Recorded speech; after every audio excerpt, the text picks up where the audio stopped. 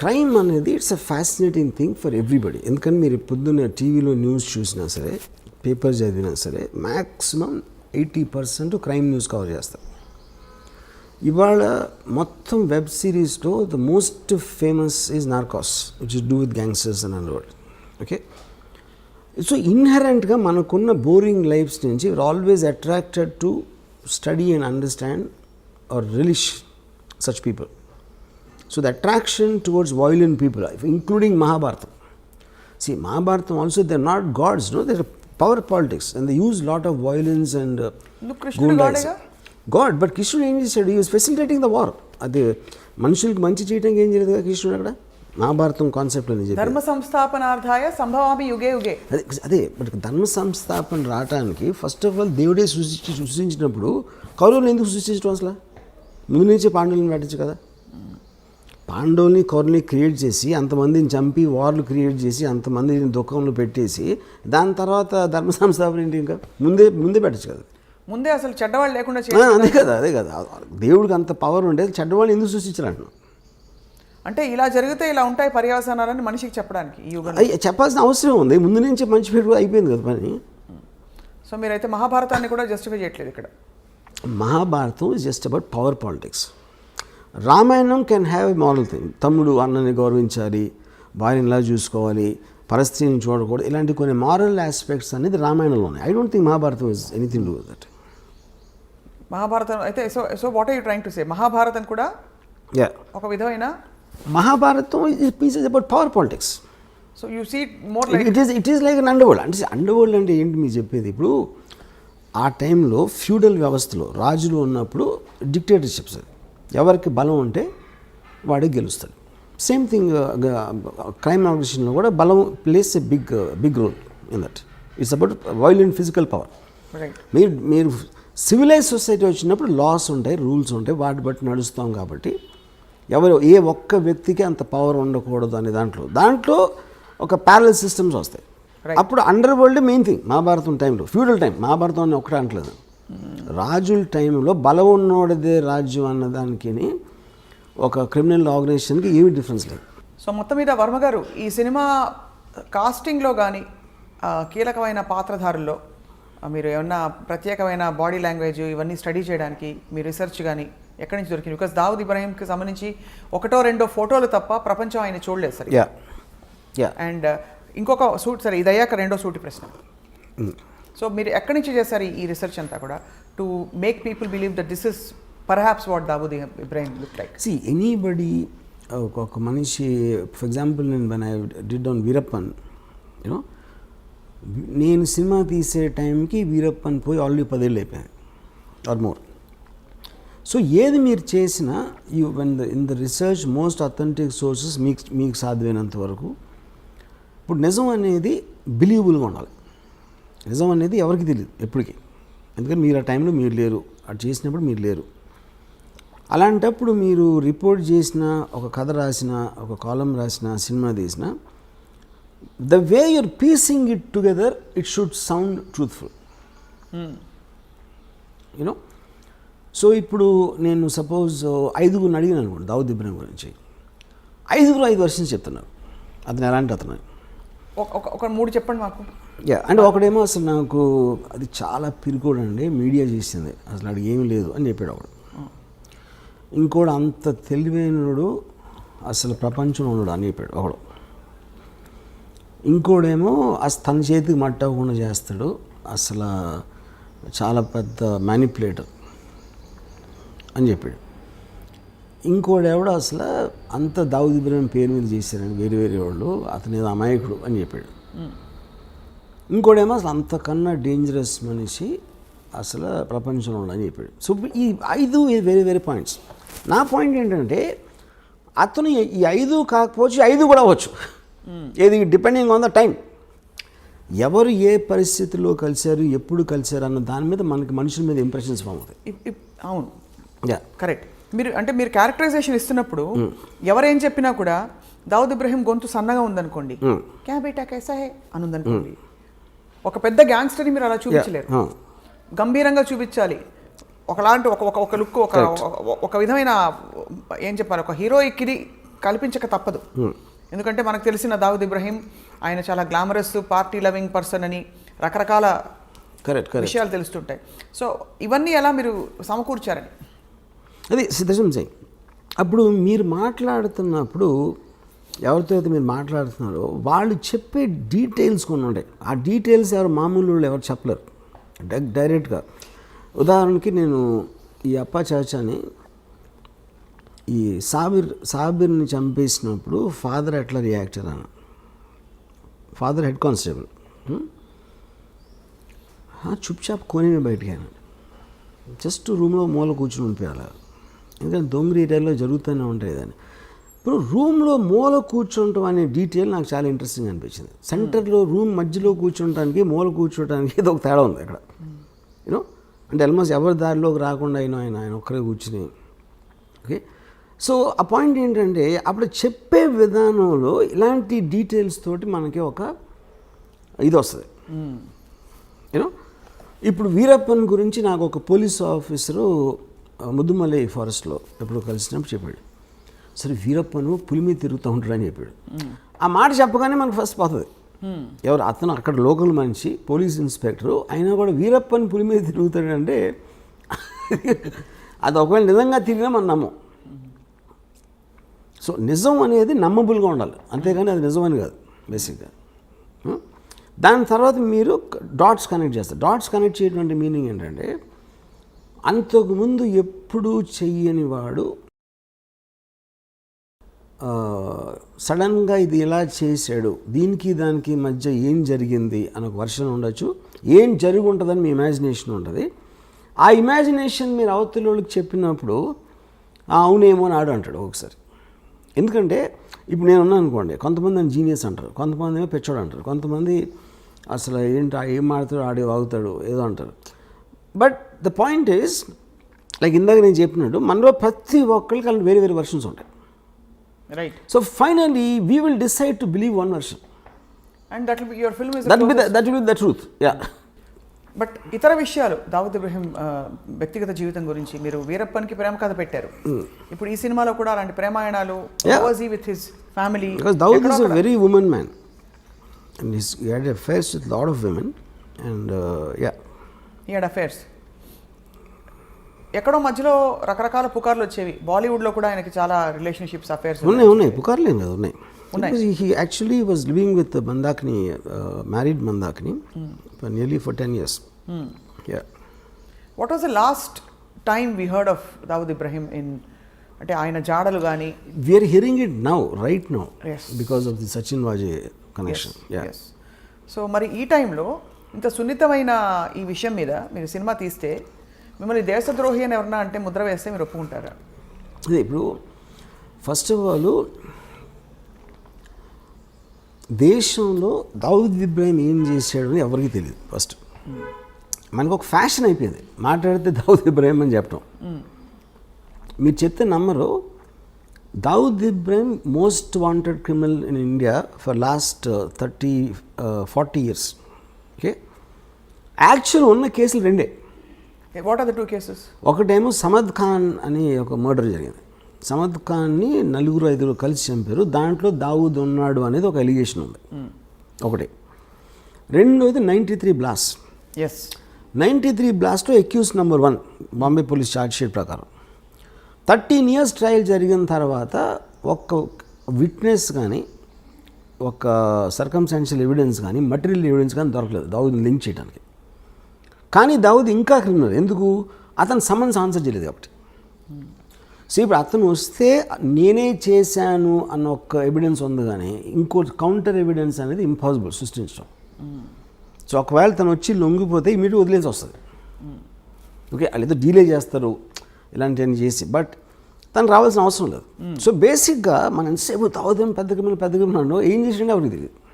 కానీ ఏ క్రైమ్స్లో ఆయన actually involved other than all this? నాకు పర్సనల్గా నా రీడింగ్ ఏంటంటే is a highly intelligent guy and he used crime in the beginning days to become legitimately successful. So తను దుబాయ్ షిఫ్ట్ అయిపోయిన తర్వాత ఈ కసినోసు లేకపోతే హోటల్స్ ఇలాంటి అన్ని లీగల్ బిజినెస్ స్టార్ట్ చేసి ఈ was living very posh cars and big bungalows and sheikh తోటి లంచ్ చేసాడు, దుబాయ్ షేక్ తోటి. యూనో ఆ స్టేజ్కి వెళ్ళిన తర్వాత అసలు క్రైమ్ చేయాల్సిన అవసరం లేదు. ఎవరైనా క్రైమ్ ఎందుకు చేస్తారు? There has to be some reason for to do that. Already తన సక్సెస్ 1986లో వచ్చిన తర్వాత why would you be indulging? అలా చూస్తే అంటే పవర్కి అంత ఉంటుందా? అంత ఉండదు. కానీ అదే కానీ దాని తర్వాత if is legally making hundreds and thousands of crores, why would you do these cheap things like 50 lakhs? అంటే కిక్ కాదా? Is it not I mean that kind of getting that kind of power? Power ని అవసరానికి వాడుకోవడం కూడా తప్పే. But what is ఇప్పుడు two different things. 93 before people used to take pride. Boy को जानता हूँ, బాయ్ ने डिनर भी बुलाया. ఈ పెద్ద వాళ్ళందరూ actually they use to flaunt their connections. Because అప్పుడు అండర్ వరల్డ్ ఏంటంటే it was more like a ఒక ఫ్లాంబాయింట్ థింగ్. గొడవ ఇంటర్నల్ గ్యాంగ్ వార్ఫేర్ అలా ఉండేది, కానీ జనాలు బయట మీదకి వచ్చారు కదా. ఇప్పుడు 93లో టెర్రరిస్ట్ యాంగిల్ జరిగింది. ISI Maulana 93 blast Maulana terror angle అనేది అటాచ్ అయింది. That is when the perception change. కానీ ఆ పర్సెప్షన్ ఎందుకు వచ్చింది? Because the police have charge him, which they can't prove till today. Except for that we never heard of him in any case. Okay, తర్వాత ఇప్పుడు already తను అనిల్ కపూర్, సంజయ్ దత్ లాంటి పెద్ద stars తన పక్కన ఉండి దుబాయ్ షేక్ తోటి లంచ్ చేస్తున్నాడు. Why would you involve in this petty crime? దాని మూలానే మీకు ఆ పవర్ ఎక్కువ. కానీ ఎవరికో ఫోన్ చేసి 50 లక్షలు, 1 కోటి రూపాయలు అని బెదిరించి చేసేది దానికన్నా అదే ఎక్కువ, ఇది ఎక్కువ. అంటే అదే స్థాయిలో 50 crores 50 lakhs 1 crore ఉంటుందని ఎందుకు అనుకోవాలి? ఇంకా పెద్ద స్థాయిలో దేశానికి అంటే చాలా తీవ్ర స్థాయిలో భద్రతకి ముప్పు కలిగించే. That is when the 93 blast happened. 93 బ్లాస్ట్లో బికాజ్ 92 డిసెంబర్లో చాలామంది ముస్లిమ్స్ని శివసేన వాళ్ళు చంపేశారు అయోధ్య తర్వాత. వాటికి పగ తీర్చుకోవటానికి వీళ్ళందరూ వెళ్ళి కాళ్ళ మీద పడిపోయి అసలు బాంబేలో మమ్మల్ని బతకనివ్వరు అని మొత్తం బైకలా, దొంగరి, మహమ్మద్ అలీ రోడ్లో ఉన్న ముస్లిమ్స్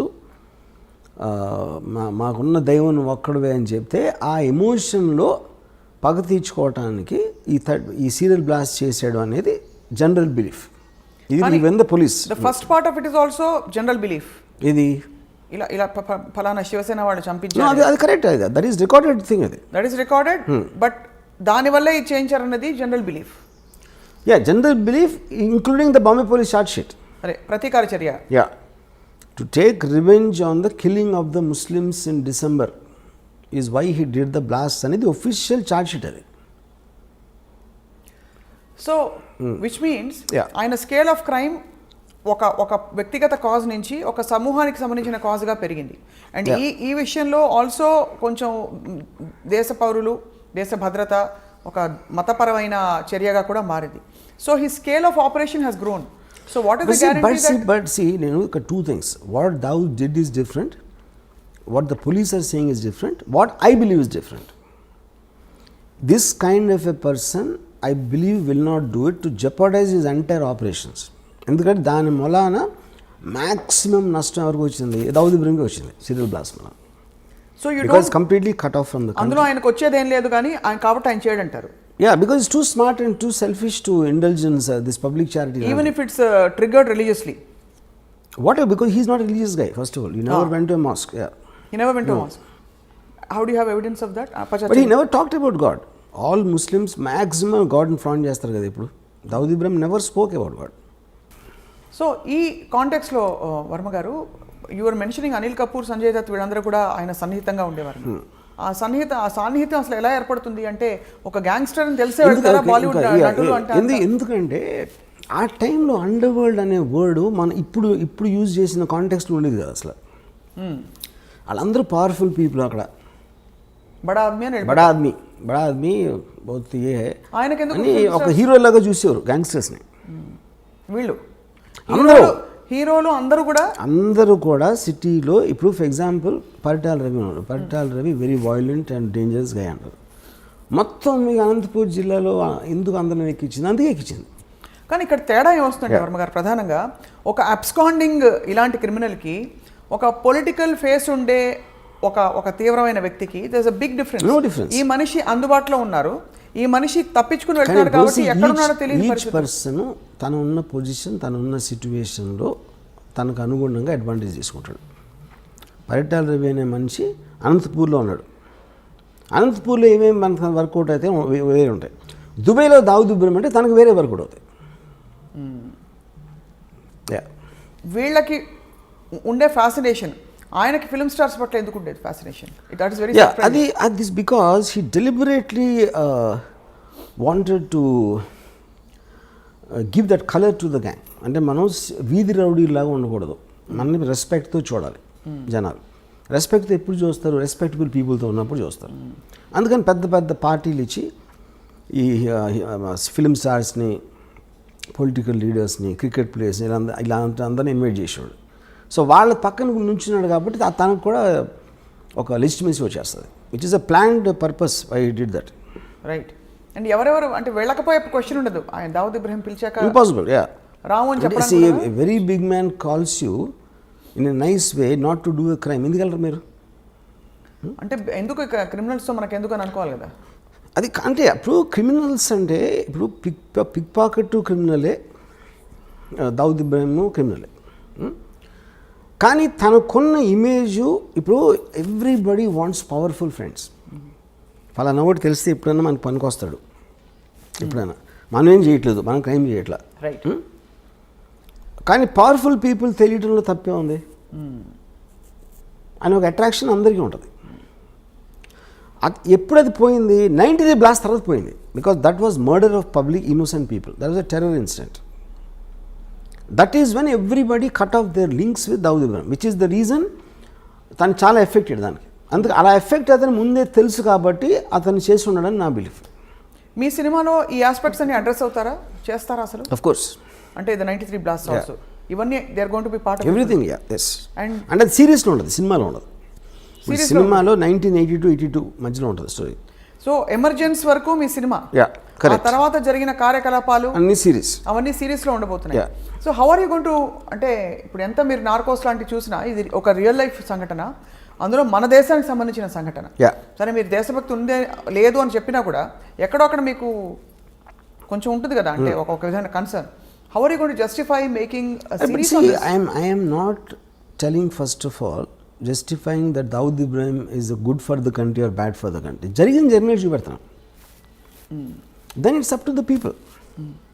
ఇప్పుడు నేను మన దేశానికి స్వాతంత్రం తెచ్చింది దావుద్ ఇబ్రహీం చెప్పట్లేదు కదా నేను. What exactly he's I'm showing that. Right. It like a documentation of a full story, a story that shook up the entire country at one point of time. Right. Ram Gopal Varma గారు, దావుద్ ఇబ్రహీంని ఎప్పుడైనా కలిసే అవకాశం కానీ ఆలోచన కానీ మీకుందా? ఆయనకు ఈ సినిమా తర్వాత ఉంటుంది అనుకుంటారా? I don't think so. ఎందుకంటే Dawood Ibrahim is a highly secretive person. Last మరి ఆ సీక్రెట్స్ మీరు బయట పెట్టేస్తున్నారు కదా ఈ సినిమాలో. కాదు, నేను అది తను ఇప్పుడు ఇంటరాక్షన్ నేను చెప్పేది. 35 yearsలో తను ఒక ఫోటో బయట రాలేదు. ఎందువల్ల అంటారు? అది I'm very surprise actually. And ఒక వీడియో క్లిప్ కానీ, ఒక ఫోటో కానీ. And also you're wrong in saying that people are searching for him. That's not true. ఒక పాయింట్ ఏంటంటే he's under another name in Pakistan. ఇప్పుడు ఇండియాకి పాకిస్తాన్కి ఎక్స్ట్రడిషన్ ట్రీటీ లేదు. సో ఇప్పుడు ఫర్ ఎగ్జాంపుల్ తోబిష్ అని ఒక ముస్లిం ఉన్నాడు అనుకోండి కరాచీలో, వాడు అక్కడే క్రైమ్ చేసి ఆడొచ్చి హైదరాబాద్లో ఉన్నాడు అనుకోండి, మనం పట్టించుకుంటాం? మనం పాకిస్తాన్లో ఎవడో ఏదో చేస్తే మనం ఇప్పుడు క్రైమ్ అనేది ఇప్పుడు జ్యూరిస్డిక్షన్ మన దగ్గర ఉండి మన దగ్గర ఉన్నప్పుడు క్రైమ్ చేయాలి. సో ఎవరు చూడడం లేదంటారు? ఎవరు చూడలేదు. సో ఆయన ఎక్కడైనా ఎయిర్పోర్ట్ లోకి వచ్చి కనిపించలేతే మీ గోవా బీచ్ లో షూటింగ్ సెట్ పక్కన ఇండియాలో ఈజ్ వాంటెడ్ పర్సన్. అదే అడుగుతున్నా, ఇండియాలోనే చెప్పాను హీస్ వాంటెడ్ కదా. ఇండియాలో కాదు, మీరు ప్రపంచం అంతా ఎదుగుతుంది. ప్రపంచం అంతా తిరిగి వెతుకుతున్నారని మన వాళ్ళు. They are going world around the world looking for him. No, they're not. They all believe that he is in Pakistan. He is known to be in Pakistan. Yeah. But they can't go into Pakistan, ante.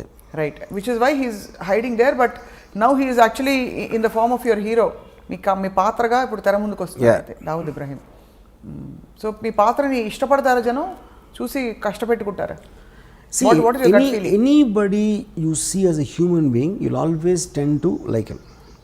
ఎందుకంటే human beings emotion connect అవుతారు, right, logic connect అవుతారు, rationality connect అవుతారు, thought process connect అవుతారు. ఇప్పుడు మీరు Narcos చూసారనుకోండి, పబ్లో Escobar ముందు Dawood Ibrahim is nothing. అంత పబ్లో ఎస్కోబార్ని మనం హ్యూమన్ బీయింగ్గా చూసినప్పుడు మనం ఒక 2 సీజన్స్ చూసాం కదా వరుస. ఎందుకంటే పాబ్లో ఎస్కోబార్ మన లైఫ్ని డైరెక్ట్గా ఇంపాక్ట్ చేసినట్టు మనకు తెలియదు. బట్ వెంచువలీ మన లైఫ్ అంటే కంట్రీ కాదు కదా, eventually life. Number of people Pablo Escobar ఒక్కరిని చంపడానికి మొత్తం ప్లేన్ కూల్చాడు పబ్లో ఎస్కోబార్. అలాంటి మనిషి కూడా మీ దగ్గర నుంచి అతను రూమ్లో ఉన్నప్పుడు, అంటే సినిమా అనేది almost you are with him at that time, 100% you will get emotional with anybody like that. మీరు ఇచ్చిన అనేక ఇంటర్వ్యూస్లో వర్మ గారు మీరే చెప్పారు, మనిషి ఎప్పుడు నెక్స్ట్ ఏమిటి అని వెళ్తూ ఉండే ప్రయాణం మనిషిది. ఇప్పుడు ఒక అత్యంత పవర్ఫుల్ అండ్ అత్యంత ఒక డబ్బులుండే పరిస్థితికి వచ్చేసిన ఒక క్రిమినల్ గ్యాంగ్స్టర్ మైండ్లో ఇప్పుడు ప్రపంచం పట్ల, దేశం పట్ల, లేదు మనుషుల పట్ల ఏం ఎమోషన్స్ ఉండుంటాయి, తర్వాత ఆయనకు వారసులు ఉన్నారా, ఇలాంటి డీటెయిల్స్ అన్ని కూడా మనకి బయటపడతాయి. ఒకటి his daughter died because of malaria. అంత పెద్ద క్రిమినల్ కూతుర్ని ఒక దోమ వచ్చి చంపేసింది. ఓకే. ఇంకొక డాటరు మియాందాద్ అనే మన క్రికెట్ ప్లేయర్ గాట్ మ్యారీడ్. ఒక సన్ ఏమో మౌలానా అయిపోయాడు. Is almost like equal Pujari లాగా. Pujari. But I think Dawood is a guy, I doubt he will have any familial. నేను విన్నది ఏంటంటే ఇప్పుడు present lifestyle, he sleeps the whole day and is awake the whole night partying. Partying? Yeah, that's the only thing he does every day. He's not with Mandakini anymore? Mandakini ఎప్పుడో తెలిసి. Mandakini I think more than 20 years. Did they have kids together? Do we know of that? Mandakini has a son, everybody suspects it's Dawood Ibrahim's son, but she doesn't tell that. ఎవరితో మాట్లాడదు. చాలా ఇంట్రెస్టింగ్గా ఉంటుంది. మీరు ఎంత research చేశారు, ఎందుకంటే వాస్తవాలు యథార్థాలు కల్పితాలు ఉన్నా ముందు 4 యథార్థాలు దొరికితే 10 కల్పితాలను జోడించచ్చు. ఇక్కడ దొరకడమే కష్టం, అన్ని ఊహాగానాలే. ఈ మనిషిని ఎవరు చూడలేదు. ఇంకోటి అసలు ఇన్సైట్ కోసం ట్రై చేయరు అసలు. నాకు ఎంతసేపు పైన చూసేసి ఒక ఇప్పుడు బ్యాడ్ పర్సన్ గుడ్ పర్సన్ అని ఎక్కడ ఉండడు. బ్యాడ్ పర్సన్ అంటే ఎందుకు బ్యాడ్ అయ్యాడు తెలుసుకోకుండా బ్యాడ్ అంటాం అనేది ఇట్స్ వెరీ సూపర్ఫిషియల్ జడ్జ్మెంట్. కానీ ఎందుకు బ్యాడ్ అయినా కూడా దేశద్రోహంలో కానీ మనుషుల్ని చంపడంలో కానీ పాల్పడితే ఖచ్చితంగా అది ఫస్ట్ బ్యాడ్ అనేయాలి. తర్వాత మనం బ్యాడ్ ఎందుకు అయ్యాడని పిహెచ్డి చేసుకోవచ్చు. కానీ అన్నది that is what I'm saying. ఇప్పుడు క్రైమ్ అని లీగల్ సిస్టమ్ ఉన్నదే ఎందుకు, టోటల్ సొసైటీకి ఉన్న ఒక కంబైన్డ్ గుడ్ కోసం ఈ చేయకూడదు అని కొన్ని రూల్స్ పెట్టుకుంటాం. ఆ రూల్స్ని అధిగమించిన క్రిమినల్ అంటాం. That obviously is going to be. కానీ ఆ రూల్స్ని అడ్డు పెట్టుకుని వేరే వాళ్ళు they might do worse than that because they are smarter in different positions. అలాంటిది అవతల వాళ్ళు ఫీల్ అయినప్పుడు వాళ్ళు రెబెల్ అవుతారు. రెబెల్స్ అంటే ఏంటి, బేసిక్గా were thumbing the nose against the system. So వాళ్ళకి ఒక్కొక్కసారి పవర్ ఉండొచ్చు, వాళ్ళు బయటపడిపోవచ్చు, లేకపోతే జైల్లో ఉండొచ్చు. రైట్. సో ఇప్పటికే దాదాపు పెద్ద క్రిమినల్స్ అందరూ కవర్ అయిపోయారు వర్మ గారు. మీ సిరీస్ ఆఫ్ క్రిమినల్స్లో ఇంకెవరైనా మిగిలి ఉన్నారా దావూద్ తర్వాత? ఉన్నారు చాలామంది. వాళ్ళందరూ మీ సినిమాలు తీస్తారు అయితే? నన్ను ఒకళ్ళు అడిగారు, మీరు డైరెక్టర్ అవ్వకపోతే గ్యాంగ్స్టర్ అయి ఉండేవారా అని. మీరు డైరెక్టర్ అవ్వకపోతే క్రిమినల్ గ్యాంగ్స్టర్ అయ్యేవారా అని. నేను I'm like A naturalist studies wild animals. అందరూ మీకు జంతువులు, ఫారెస్ట్లో ఒక స్నేక్ ఉండొచ్చు, కోబ్రా ఉండొచ్చు, లేకపోతే టైగర్ ఉండొచ్చు, లయన్ ఉండొచ్చు. ఆ వైల్డ్ యానిమల్స్ స్టడీ చేయడం నాకు ఇష్టం. That doesn't mean I'm the wild animal. Okay. So ఇప్పుడు నాకు ఒక దాని మీద ఒకడిని చంపాడు అంటే ఆ యాక్ట్ కన్నా ఎక్కువ వాడు చంపే పరిస్థితి, చచ్చిపోయే పరిస్థితి ఎందుకు తెచ్చుకున్నాడు, వీడు చంపే పరిస్థితికి ఎందుకు వచ్చాడు అని స్టడీ చేయడం నాకు ఎక్కువ ఇష్టం. మీరు గతంలో అమ్మాయిల గురించి కూడా ఇలాగే అన్నారు. ఏమని? వైల్డ్ లైఫ్ న్యాచురలిస్ట్ మీరు. అమ్మాయిల గురించి అలా, అమ్మాయిలు అంటే I think that is art for me. అమ్మాయిలు అంటే ఆర్ట్ ఫిల్మ్, నాట్ ఇలాంటి సినిమా కాదు. రైట్. దావూద్ ఇబ్రహీం జంతువు అయింటే ఏమైండేవారు? ఏ జంతువు అయిండేవారు closest? I definitely won't equate him with these dangerous animals. But actually, the most dangerous animal is human being. Andukane he can control all the animals. Actually, you know. I can't say fox also. Definitely I won't equate him neither with a snake nor a tiger. ఇప్పుడు ఒక పెద్ద బ్రహ్మ ప్రశ్న, snake or tiger you're saying, అంతేనా? అంటే snake మనం మామూలుగా పావురా అంటే ఏదో దాక్కుని మనకు కనిపించకుండా కాటేస్తుంది అన్న దాని మీద వచ్చి ఉంటుంది అనుకుంటున్నా. పాము అంటే మనకు తెలీదు ఎప్పుడు కాటేస్తుందో అని. టైగర్ అనేది ఆబ్వియస్ స్ట్రెంగ్త్ అది. కానీ తెలివితేటలు కూడా ఉన్నాయి కాబట్టి నక్క కూడా ఉండొచ్చు. అంటే నక్క పాయింట్ ఏంటంటే పరిగెడతా ఉంటుంది. తెలివిగా ఏం చేస్తుందో నాకు ఇంతవరకు తెలియదు. నక్క తెలివింది అంటారు కానీ అది ఏం తెలివి ఉపయోగించింది నాకు తెలియదు ఇంతవరకు. సో ఇది ఒక అన్నీ కలగలిసిన ఒక విచిత్ర జంతువు, అంతేనా? అయితే ఇది మోర్ నియరర్ టు దట్. అన్ని కలగలిసి, అన్ని క్వాలిటీస్ కలగలిసిన ఒక విచిత్ర యూనిక్ జంతువు. ఒక పెద్ద డౌట్, నక్కలాగా ఆలోచించి పాములాగా కాటేసి ఫస్ట్ కాటు పడగానే టైగర్ అయిపోతాడు. I think this is the correct thing. ఇచ్చాదారి సాంప్లాగా ఉండడానికి. డి కంపెనీ మోర్ డేంజరసా, ఆర్జీవీ కంపెనీ మోర్ డేంజరసా అని ప్రశ్న అడుగుతున్నారు, అందరూ అడుగుతున్నారు మీరు తీసే సినిమాల్ని బట్టి. ఇప్పుడు పాయింట్ ఏంటంటే సినిమాలో రొమాన్సైజ్ చేస్తారు అని చెప్తారు, లేకపోతే గ్లోరిఫై చేస్తారు క్రిమినల్స్ని. ఇప్పుడు ప్రతి కమర్షియల్ మెయిన్ స్ట్రీమ్ సినిమాలో కూడా పవన్ కళ్యాణ్ 20 మందిని కొట్టాడు, మహేష్ బాబు 50 మందిని కొట్టాడు, ఇంకోటి ప్రభాస్ 100 మందిని కొట్టాడు. అందరు చప్పట్లు కొడుతూ ఉంటారు, ఏలేస్తూ ఉంటారు. వాళ్ళు ఏం చేస్తున్నారు? చట్టాన్ని వాళ్ళ చేతులకు తీసుకుంటున్నారు, ఇర్రెస్పెక్టివ్ ఆఫ్ వాళ్ళు ఏ రోల్ వేసినా. But that is not to be taken seriously because it's a very comic book, fun, entertainment, action. Nobody takes that seriously. Realistic serious లాంటి సత్యాలు లాంటి సినిమాలు ఏంటంటే ఎవ్వరు గన్ను తీసుకున్నా వాళ్ళందరూ కుక్క చోచి వచ్చారు ఫైనల్గా. అది గ్లోరిఫై చేయడం ఎట్లా అవుతుంది? అది how am I romanticizing? They all look very అంటే మామూలు మనుషులాగా చూపెడుతున్నాను. You are connecting to them, not getting inspired by them. Okay, so this is a connection, not an inspiration. Clearly you are connecting to all these people, all your gangsters. You understand, అంటే మీరు you will understand. ఇప్పుడు ఇందాక నేను concentration example అది చెప్పాను, right? అలాంటి పరిస్థితుల్లో మీరు గార్డ్గా ఉన్నా మీరు ఏం చేస్తారు? అది point. Do you expect any resistance or political flurries on this film? I don't think so, because we make film on all lots of criminals. మీరు బుక్కులు రాస్తున్నారు, లేకపోతే డాక్యుమెంటరీస్ చేస్తున్నారు, ఎవరు సినిమా తీస్తున్నారు, ఏంటి డిఫరెన్స్? రైట్. సో మొత్తం మీద హిందీ భాషలో విడుదలవుతున్న సినిమా, ఆ తర్వాత వెబ్ సిరీస్ కూడా అనేక భాగాలలో దావూద్ ఇబ్రహీం కార్యకలాపాలపై వర్మ గారు రీసెర్చ్ చేసి మరి రూపొందిస్తున్నారు. Will the same star cast continue Varma garu, or most of them will continue? Tell us a little bit about your casting. అంటే ఈ క్యారెక్టర్స్కి వెతకడానికి మీరు ఆడిషన్ చేశారా? ఆబ్వియస్లీ అంటే నాకు Dawood Ibrahim character I wanted, అంటే అతను హీరోలాగా ఉండకూడదు, ఏదో మసిల్స్ 6 ప్యాక్ వచ్చి ఉండకూడదు. I wanted a very mild looking person who slowly starts growing in the period of time. అతని మైండ్ సెట్ కానీ ఇప్పుడు ఒక అన్నచాటు తమ్ముడులాగా ఉంటాడు most of the time, you know. అప్పుడు ఇది ఆల్మోస్ట్ ఈ యొక్క కాస్టింగ్కి నేను నియర్లీ 35 to 40 పీపుల్ని ఆడిషన్ చేశాను. అండ్ తన brother character is very important సినిమాలో. సో ఆ బ్రదర్కి నాకు తనే పంపాడు, అశ్వత్, దావూద్ ఇబ్రాహిం రోల్ వేస్తున్నాడు. So look for this actor అంటే భలే ఉన్నాడు. ఎవరైతున్నాడంటే నా తమ్ముడు ఉన్నాడు. In real life also they brothers. But ఈ ఎమర్జెన్స్ సినిమాలో మరి ప్రేమాయణాలు అవి ఉండవు, అయితే ఉండొచ్చు, ఉన్నాయి, కానీ very limited time.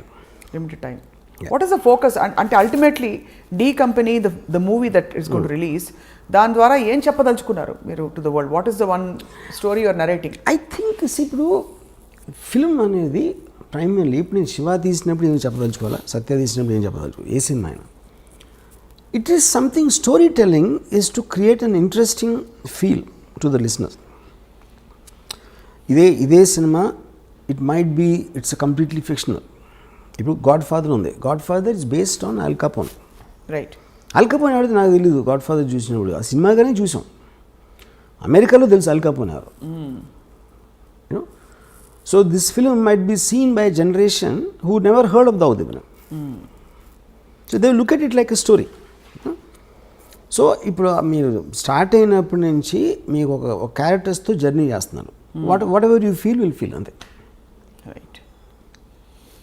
So wait చేస్తున్నాం Varma garu, let's watch how D company is going to, I won't say entertain, more like enlighten viewers about అంటే ఇలాంటి ఒక మాఫియా, ఒక గ్యాంగ్స్టర్, ఒక అండర్ వరల్డ్ ఉండిందని చెప్పి. ఇప్పుడు కూడా అండర్ వరల్డ్ జాడలు ఎక్కడైనా కనిపిస్తాయి Varma garu? We don't know. ఇప్పుడు అండర్ వరల్డ్ ఏంటంటే there are things underworld dormant ఉంటుంది, లేకపోతే ఆపరేషన్. డార్మెంట్ అంటే మీరు ఏం చేయకపోతే డార్మెంట్, అది అప్పుడు లేదని చెప్పినాం ఉంది. ఇప్పుడు ఫర్ ఎగ్జాంపుల్ 97 2005లో కోట్లు అడిగారు, 5 కోట్లు 4 కోట్లు ఎక్స్ట్రాక్షన్. ఇప్పుడు 10 లక్షలు 20 లక్షలు అడుగుతారు. సో 10 లక్షలు 20 లక్షలు అడిగినప్పుడు ఏదో సెటిల్ చేసి ఒక 5-10 ఇచ్చేస్తారు. ఎందుకంటే 5-10 కోసం మళ్ళీ మనం పోలీస్ కంప్లైంట్ ఇచ్చి ఇది అది చేయాలి, ఆ తలనొప్పులు ఎందుకు రాని, అప్పుడు ఆ విషయాలు బయటికి రావు. ఆ బయటికి రానప్పుడు మనకి అండర్వరల్డ్ లేదనిపిస్తుంది. అదొక పాయింట్. రెండోది, ఎప్పుడైతే మీకు సొసైటీ అడ్వాన్స్మెంట్ పెరిగిన కొద్దీ ఆటోమేటిక్గా ఆర్గనైజ్ క్రిమినల్ సిండికేట్స్ పనిచేయవు. ఇప్పుడు 1920sలో ప్రొహిబిషన్ టైంలో వచ్చింది అమెరికాలో మాఫియా. ఆల్మోస్ట్ 1970కి అయిపోయింది అది. 1970 నుంచి అమెరికాలో మాఫియా అనేది లేదు అసలు. సేమ్ థింగ్ ఇండియాలో 90s తర్వాత ఇంతవరకు కొత్త గ్యాంగ్స్టర్ అనేవాడు రాలేదు. ఆవిడ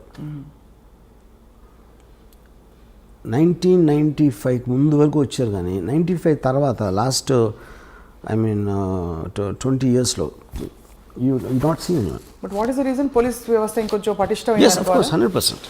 అంటే ఇంకోటి మీకు బ్రాండ్ నేమ్ రావడం కష్టం. ఇప్పుడు బ్రాండ్ నేమ్ ఇండిపెండెంట్గా పేరు లేకుండా ఆయన క్రైమ్ చేయొచ్చు, కానీ డి కంపెనీ ఫలానా దావూద్ ఇబ్రహీం ఫలానా అబూ సలీం ఫలానా చోటా షకీల్ అనేది అది సేమ్ రీజన్. ఫ్యాక్షనిజం కూడా అంతరించిపోవడానికి అదే కారణం. As much as it's unrelated. నిన్న ఇక్కడ మేదీపట్నం దగ్గర జరిగిన హత్య చూసారా? నేను చూడాల. Brutal murder. 2 లాయర్లు ఒక 2 వారాల క్రితం మర్డర్ అయ్యారు రోడ్డు మీద. చూసారా? అంటే వన్ వండర్స్. ఇప్పుడు కూడా అదే సిమిలర్. ఒక పవర్ స్ట్రగుల్లో ఒక వ్యక్తి వచ్చి, అఫ్కోర్స్ అర్ధరాత్రి జరిగింది ఇది, ఇంకో వ్యక్తిని తలపై కటా కటా కటా కర్రేసి కొట్టేసి, అండ్ పొలిటికలీ కనెక్టెడ్ అని వినికిడి. ఇంకా అఫ్కోర్స్ ప్రాథమికంగా బయటపడుతున్న విషయాలు. బట్ జస్ట్ నాకు ఇంకోటి ఏంటంటే, ఇప్పుడు లాస్ట్ ఫ్యూ ఇయర్స్లో ఈ రోడ్ల మీద చంపడం అనేది ఎన్నో సార్లు చూసాం, అయిపోయాయి. కానీ నా ఉద్దేశం అది ఎప్పుడు జరుగుతుంది, ఇప్పుడు సెల్ ఫోన్లు మనం తెలుస్తున్నాయి మనకి అని నా ఫీలింగ్. ఇంత దారుణంగా ఎప్పుడు జరిగాయి వర్మ గారు? సెల్ ఫోన్ వీడియోస్ వలన మనకు తెలుస్తుంది. యాక్చువల్గా ప్రతి ఓడి చేతిలో వీడియో తీసేసే పరికరం ఉండటం వలన ఈ బయటకు వస్తున్నాయి. అంతకుముందు ఇలాగే జరుగుతుంది, అది ఉండి ఇప్పుడు కొత్తగా రోడ్డు మీద చంపుదాం అని ఒక fresh batch of thinking. I doubt that is the point. చాలాసార్లు మర్డర్స్ ఎప్పుడు మీ దారిలో ఉన్నప్పుడు, ఎందుకంటే మీ ఇంట్లో ఉన్నప్పుడు ఎక్కడికి వెళ్తున్నప్పుడు కాకుండా ఈ రోడ్లో వస్తాడు అన్న ప్లానింగ్స్ చాలా ఎక్కువ ఉంటాయి. చాలా ఫ్యాక్షన్ మర్డర్స్ కూడా జరిగినాయి, అదే అండర్ వరల్డ్ కూడా అదే జరుగుతాయి. I think it is cell phones which are making us feel ఏదో ఈ మధ్యన స్టార్ట్ అయినాయి అన్నట్టు. రైట్. వర్మ గారు, మీరు పాడిన పాట మా కోసం బిఫోర్ వి వైండ్ అప్, చాలా ఫిలసాఫికల్ పాట, కత్తులతో సావాసం తర్వాత. हम आते हैं खाली हाथ, जाते हैं खाली हाथ. అది అంతే ఫిలసాఫికల్గా డీప్గా పాడారు. No but it is actually quite surprising to see. ఒక సీరియస్ సబ్జెక్ట్కి మీరు ఎంత ఆబ్జెక్టివిజం, ఎక్కడ ఎమోషన్ ఇంటర్ఫియర్ కాకుండా ఆబ్జెక్టివ్గా ఒక కథని కథగా చూసి, ఒక వాస్తవాన్ని ఎన్ని అవాంతరాలు, సవాళ్ళు, క్వశ్చన్స్, క్రిటిసిజం వస్తాయని తెలిసి కూడా మీరు నేను చేసేది చేసి తీరుతానని చెప్పి మరొకసారి ప్రూవ్ చేశారు. సో ఈ సినిమా అదే స్థాయిలో ఉంది. సో నేను ఇందాక చెప్దామని మర్చిపోయాను. నాకు ఇప్పుడు నేను క్రిమినల్ అవ్వలేను, ఇప్పుడు అవ్వను. కానీ క్రిమినల్ ఆర్గనైజేషన్ ఎవడన్నా పెడతానంటే నేను మంచి కన్సల్టెంట్ అవ్వచ్చు. Criminal organisation consultant. అప్పుడు ఎవరెవరు కాదు, ఏ గ్యాంగ్స్టర్స్ ఏ తప్పులు చేశారు అది మనకి రిట్రాస్పెక్ట్లో చూసాం కాబట్టి ఆ కారణాలు అర్థమైనాయి. కాబట్టి ఇలాంటివి చేయకుండా ఉండాలి, ఇలాంటి సజెషన్లు. అలా కాకుండా పోలీసులకి ఇవ్వచ్చు కదా సలహాదారుగా, సలహాలు పోలీసులకి ఇవ్వచ్చు కదా. అంటే కాదు, ఫస్ట్ ఆఫ్ ఆల్ పోలీసులు కూడా ఇస్తాం. పాయింట్ ఏంటంటే పోలీసులు క్రియేట్ జరిగేది క్రిమినల్ ఆర్గనైజేషన్. ఇప్పుడు ఎవడో కొత్తగా కూడా కంపెనీ పెడదాం అనుకుంటున్నాడు, వాడు కన్సల్టెన్సీకి వెళ్తాడు. ఎందుకంటే కన్సల్టెన్సీ ఇలాంటి కంపెనీలు ఎన్నో ఉన్నాయి, వాటి హిస్టరీ ఏంటి, బ్యాక్గ్రౌండ్, ఆ మటీరియల్ అంతా ఆడి దగ్గర ఉంటుంది. ఆడు చెప్తాడు ఏది చేయాలి చేయకూడదని ఏదో సలహాలు ఇస్తాడు, which is why it's called consultancy. అది నేను మంచి కన్సల్టెంట్ అవుతాను, కొత్తగా ఎవడన్నా దావూద్ ఇబ్రాహిం అవుదాం అనుకుంటే అని మీరు ఆ సేవల్ని మీరు అందించడానికి సిద్ధంగా ఉన్నారు. ఈ రీసెర్చ్ అంతా చేసిన తర్వాత మీరే ఎందుకు పెట్టరు అసలు? నేను దట్స్ ద హోల్ పాయింట్. నేను my interest is to study the criminal psychology. తలకాయ నొప్పని చేయరా అంటే అవన్నీ సరే, and I believe it doesn't work. First of all, crime doesn't work 99.9% of the time. ఏదో ఒకళ్ళు ఇద్దరు సక్సెస్ఫుల్ అయిపోయి బయటకు వచ్చేయడానికి ఛాన్స్ ఉంది, కానీ all of them will either die or end up in jail for sure. And you don't like both? Yeah, why should I? I'd rather really study them and make films. Yeah. So మీరు వాళ్ళకంటే తెలివైన వారు, వాళ్ళ కథల్ని వాడుకుని మీ ఇష్టం వచ్చిన పద్ధతిలో మీరు సినిమాలు తీసి you're making money, making a name for yourself, and creating a controversy and remaining in the center of things when the actual criminal who gave you the story is not around. So most తెలివైన model Ram Gopal Varma గారు. Yes sir. So on that note, criminals వేరే మీద బతుకుతా ఉంటే నేను criminals మీద బతుకుతున్నా. అదే అదే దిగులు వస్తుంది. ఇన్ఫాక్ట్ నాకు ఎవరంటే వై దావూద్ ఇబ్రాహిం అంటే because I owe my living to him అని చెప్పి. దావూద్ ఇబ్రాహిం అని పుట్టకపోతే నేను గ్యాంగ్స్టర్ సినిమాలు చేయగలిగాను. గ్యాంగ్స్టర్ సినిమాలు చేయలేకపోతే అసలు నాకు starting from Shiva to Satya to company to D company ఆయన ఒక్కడే స్ఫూర్తి. Underworld came from him. No, అది నా పాయింట్. సో ఫస్ట్ మీ క్రిమినల్ ఇన్ఫ్లుయెన్స్ మీ మీద ఆయనదే. మీ ఇంట్లో ఫోటో ఉంది, ఆయన పూజ చేసుకుంటారేమో అని. ఫోటో ఏంది, మొత్తం నా మైండ్ అంతా అదే ఉంది. నా హృదయంలో ఉన్నాడు. మీ హృదయంలో ఎవరో వచ్చి ఇప్పుడు మీ ఆఫీస్ మీద దాడి చేస్తారేమో అని భయంగా ఉంది. బాగా తెలుసు అని చెప్పేస్తారేమో మీరు. చాలా మంది నమ్ముతారు అది. నీకు తెలిసిన యాక్చువల్లీ నేను ఇంకా నమ్ముతున్నాను. అంటే నేను ఇంకా నాకు ఎక్కడో లేలగా డౌట్ ఉంది. అంటే ఈ సినిమా తీయించినవి ఎలాగో ఎంప్లాయర్స్ ఎవరో తెలియదు కదా ఈ మోడల్లో. తెలియదు, ఎవరు పెట్టుబడి పెట్టించి ఆ చిన్న బుజ్జి సరదా వర్మగారి చేతో సినిమా తీయించుకుందామనే సరదా తీర్చుకుంటున్నారేమో అని. సలీం ఫ్రూట్ అనే ఒక ఈజ్ యాక్చువల్లీ చోటా షకీల్స్ బ్రదర్ ఇన్ వాడు.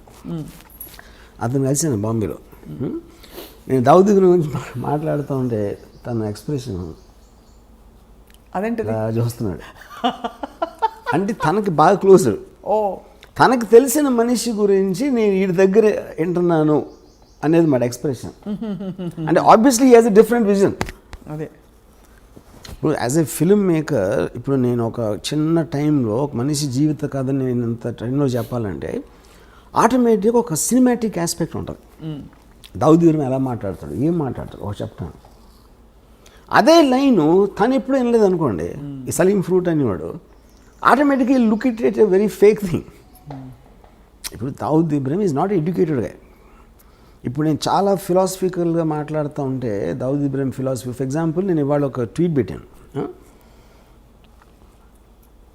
I never intended to be a criminal, I'm just using crime to fast track my legitimate success. Dawood Ibrahim అని కోట్ చేశాను. అది 100% దావూద్ ఇబ్రాహిం అన్నాడు, నాకు తెలుసు.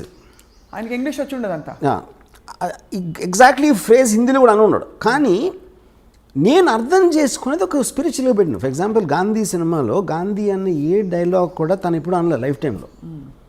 అది రిచర్డ్ యాటన్బర్గ్ స్క్రీన్ ప్లేలో డైలాగ్స్ అయినాయి. సో మీరు ఒక స్పిరిట్ని క్యాప్చర్ చేసినప్పుడు which is what art is about. Art is about what it could be, not about what it is. ఒక మనిషి థాట్ గంటలో చెప్పింది మీరు ఒక కోట్లో వచ్చింది అనుకోండి, ఆ కోట్ ఏంటి పెద్ద స్పీచ్లో ఒకటి వస్తుంది లైన్, మీరు కోట్ ఒక్కటి హైలైట్ చేసినప్పుడు దాని ఇంపాక్ట్ ఎక్కువ ఉంటుంది. అవును. ఇప్పుడు ఆ పెద్ద సీన్లో మళ్ళీ దానికి తిరిగి వస్తాను. మీ ఆత్మంతా బయట పెట్టిన ఆ ఒక్క డైలాగ్, ఇతను దొంగగా ఎందుకు మారాడో దాని వెనకాల పెద్ద కథ ఉంది. శ్రీదేవి క్షణం. Actually every criminal will have the very similar story. ఆ స్టార్టింగ్ పాయింట్ అనేది చాలా ఎమోషనల్గా ఉంటుంది without exception. Where is the limit? అంటే ఇప్పుడు ఫర్ ఎగ్జాంపుల్ పోవర్టీ ఉంటుంది, 1 కోటి మంది పూర్ పీపుల్ ఉన్నారు అనుకోండి, దాంట్లో క్రిమినల్స్ 10 మంది ఉంటారు. 0.01% క్రిమినల్స్ అవుతారు. సో ద జస్టిఫికేషన్ అనేది మన ఇప్పుడు ఫర్ ఎగ్జాంపుల్ బతుకంతా బానిసగానే ఉండాలి అని ఒకటి ఫిక్స్ అయిపోతాడు. ఇంకో నేను బానిసగా ఎందుకు ఉండాలి అవుతాడు. అడిగినప్పుడు అసలు ఈ లాస్ ఈ చట్టాలని వాళ్ళకి అనుకూలంగా రాసుకున్నారు. నేను ఎందుకు దాన్ని పాటించాలి అంటే భయపడి. సో భయపడినంత మాత్రాన నేను బానిసలాగా ఉంటాను, నాకు ఇష్టం లేదు కాబట్టి నేను ఎదురు తిరుగుతాను అంటాడు. అది ఈచ్ పర్సన్స్. అప్పుడు సొసైటీకి ఉన్న బలంతో వాడు ఎదురుకి తిరిగినప్పుడు వాడిని నొక్కేస్తారు. నొక్కలేకపోతే ఇంకా ఎదుగుతాడు, ఇంకెప్పుడూ నొక్కుతారు, లేకపోతే ఒక్కొక్కసారి నొక్కడానికి ఛాన్స్ ఉండదు. సో ఈ ఎబిరేషన్స్, ఈ కాన్ఫ్లిక్ట్స్ అనేవి మనకు రోజు జరుగుతూ ఉంటాయి. మన ఇన్ని సంవత్సరాలు, ఇన్ని వందల వేల సంవత్సరాలు ఉన్నా కూడా ఇంకా మనం క్రైమ్తో దెబ్బలాడుతున్నాం అంటే అలాంటి మైండ్ సెట్స్ అని ఎప్పుడు పావు. అది పాయింట్. కానీ it also reflects on the system of law and order in the country. అంటే ఇలాంటి ఆఫ్ కోర్స్ మీకు ఎక్కడైనా ఫర్ ఎగ్జాంపుల్ మనకి 2010 వరకు the underworld was very very operative in India. 1970లో అమెరికాలో పోయిందని చెప్పిన అన్నారు. So that absolutely depends upon the country's advancement. So ఇప్పుడు భారతదేశం అడ్వాన్స్డా కదా క్రైమ్ని కర్బ్ చేయడం? It might be far more better than Venezuela, maybe Pakistan, maybe some other country, but not as much as America. Yeah. But actually objectively, what do you think of how we have curbed crime? See, every country is advancing rapidly. కేవలం మనకి ఇప్పుడు social media మూలాన, ఈ cell phone videos మూలాన మనకు ఒక ఇది వస్తుంది, ఈ ఫీలింగ్ వస్తుంది, ఓ తెగ జరిగిపోతున్నాయి అసలు మర్డర్స్ అని. కానీ మీరు సెన్సస్ స్టాటిస్టిక్స్ తీసుకుంటే I'm sure it won't be the case. ఇప్పుడు అనంతపూర్లో 20 years బ్యాక్ కడప అనంతపూర్ డిస్ట్రిక్ట్లో number of murders I'm sure 10% కూడా ఉండవు ఇప్పుడు. కానీ ఎక్కువగా హైలైట్ అవుతాయి అంతే, because of the media. So Dawood Ibrahim గ్యాంగ్స్టర్ని ఇండియా వెతుకుతున్నప్పుడు ఇండియాలో పట్టుబడి ఆయన జైలుకి వెళ్తే మీరు సంతోషించారా? మీకు ఏ ఫీలింగ్స్ ఉండవా? ఏ ఫీలింగ్స్ ఉండవు. ఎందుకుండవు? Because I am like I said, I am a studier of the underworld. I don't have an emotional connection with them. But you are also a citizen of the country, sir. Yeah.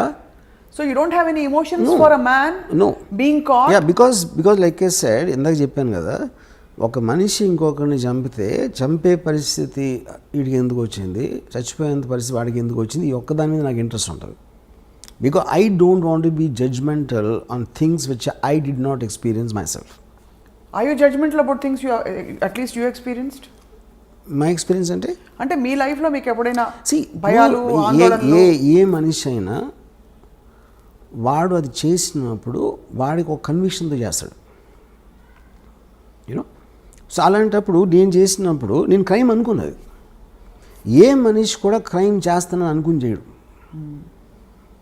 Because వాడి మైండ్లో ఏదో ఆడికి ఒక conviction ఉంటుంది. ఇందాక నేను చెప్పినట్టు. So are you telling me Dawood ఇబ్రహీంకి ఇవన్నీ చేయించినప్పుడు నేను తప్పు చేస్తున్నది చట్ట విరుద్ధం అని తెలీదా?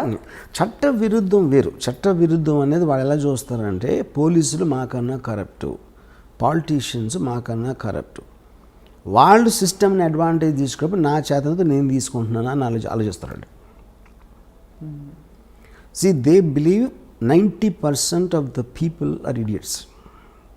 పవర్ పొజిషన్స్లో ఉన్న అందరికీ కామన్ థాట్ అది. పోలీసులు అదే అనుకుంటారు, పొలిటీషియన్స్ అదే అనుకుంటారు, అండర్వరల్డ్ కూడా అదే అనుకుంటారు.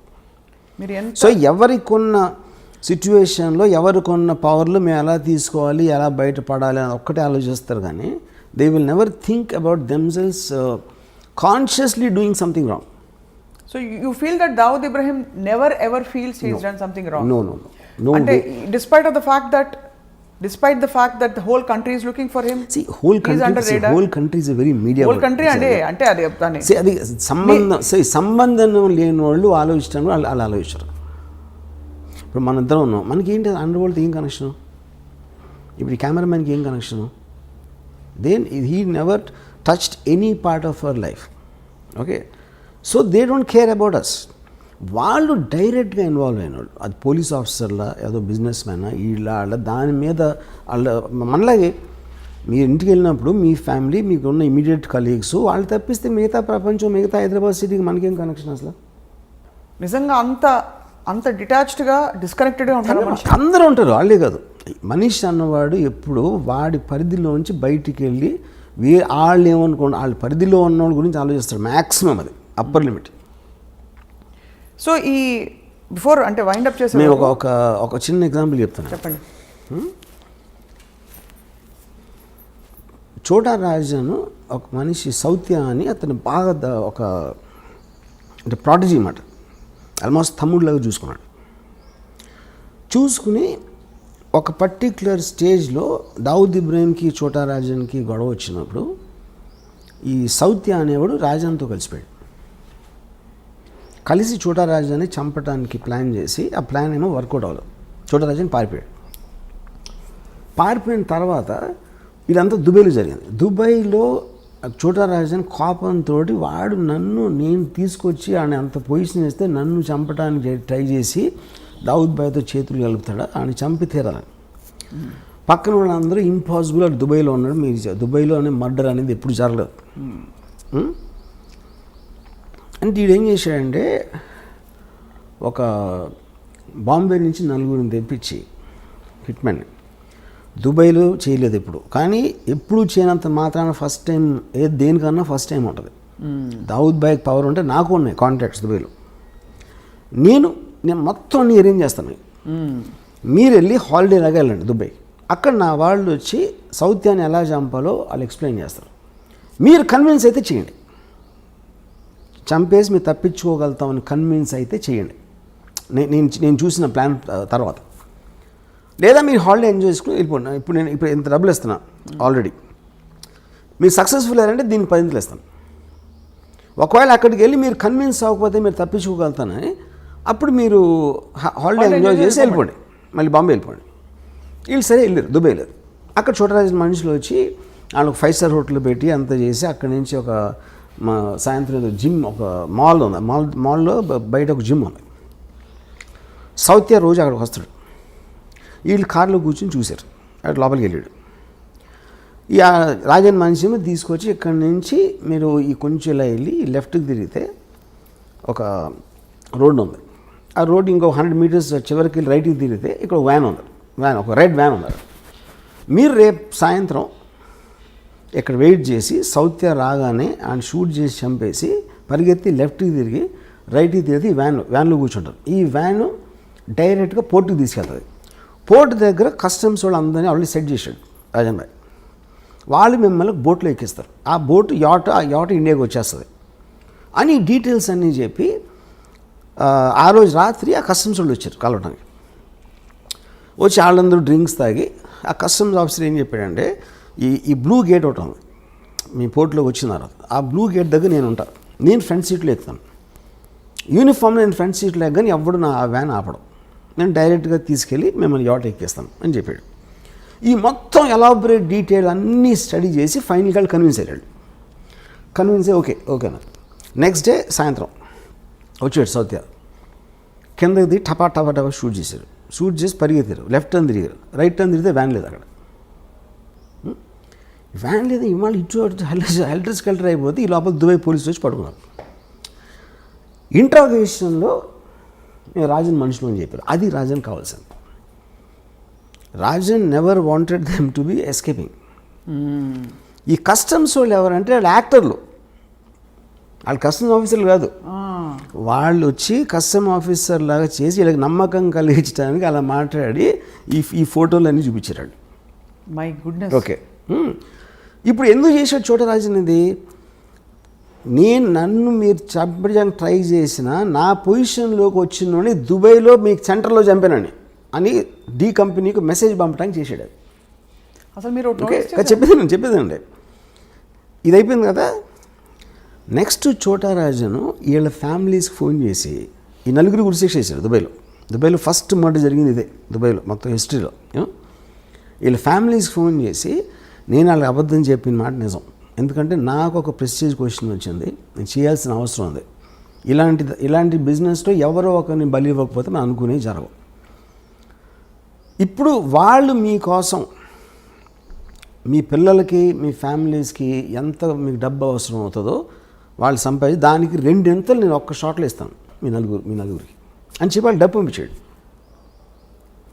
సో ఇప్పుడు ఇదంతా చూస్తే అసలు అది మీ జడ్జ్మెంట్ ఫ్యాక్టర్ ఏముంటుంది చెప్పండి నాకు.